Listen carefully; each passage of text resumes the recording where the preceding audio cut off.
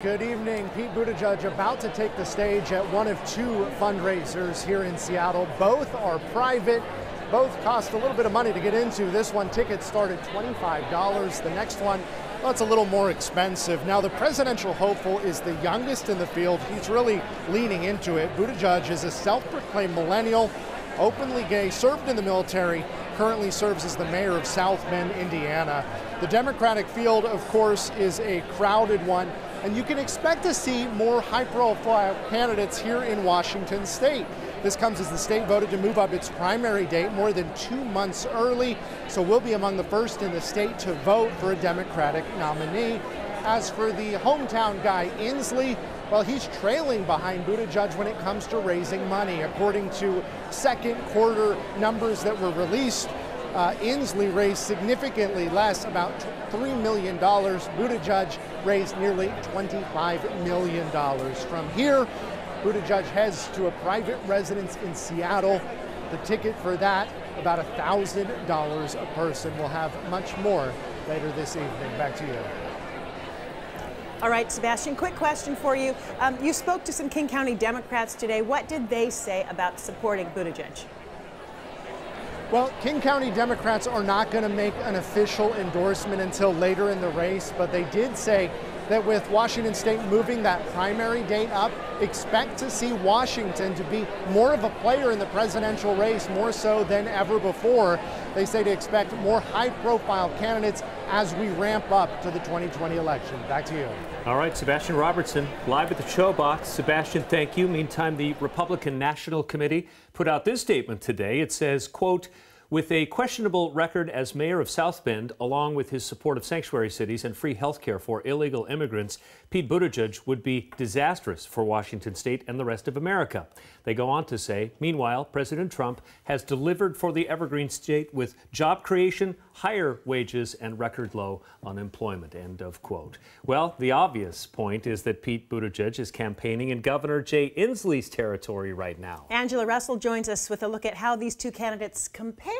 Angela? Yeah, it's really interesting. We all know that Inslee has really gone all in on this climate change piece. And when you look at Buttigieg, you don't really have the one thing that comes to mind, right? He kind of has a variety of stands on a variety of issues. So here's specifically how the two stack up against each other. Now, living here in Washington, we know Inslee is our governor. Second term, he's a former congressman, state legislator, and prosecutor. Buttigieg, is the mayor of South Bend, Indiana, in the Navy Reserves. Actually, during his first term as mayor, spent 7 months deployed in Afghanistan. And I'm sure, as Sebastian mentioned, pretty young. If elected, he'd be just 37. According to the latest federal report, Buttigieg has raised more money than Kamala Harris and Joe Biden to the tune of $32 million. And look at that comparison, $5.3 million for Inslee as of June 30th. As for the issues, these candidates have slightly different takes on how they approach some things. For example, Inslee is for universal health care. Buttigieg says he's all for that, but in the meantime is advocating for an all-payer system. That's when a hospital sets a price for a procedure, and that's it. It can't charge one person one thing because they have this insurance and someone else something else because they have a different insurance. The price is the price. Now look at this. Within one organization, I should say different hospitals could compete with the prices, but within one organization, it stays the same. As for gun laws, Inslee wants to expand background checks and restrict some semi-automatic weapons.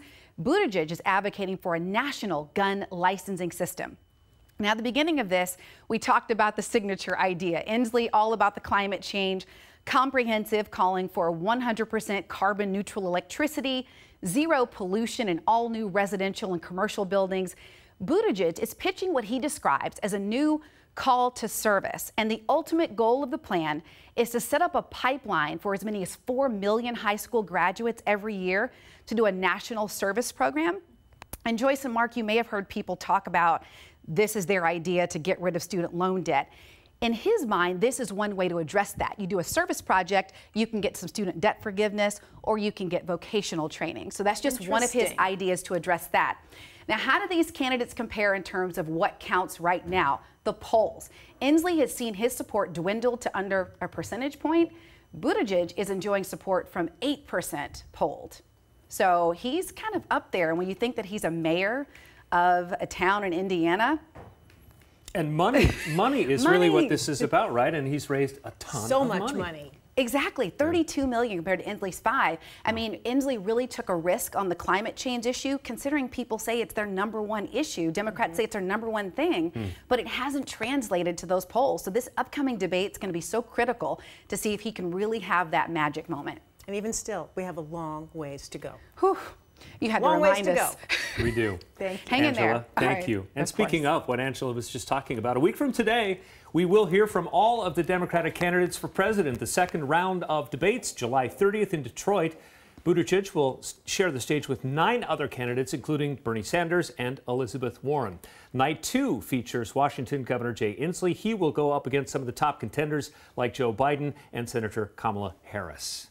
Well, we'd like to hear from you about the upcoming debate. What issues do you want the candidates to tackle? You can text us at 206-448-4545.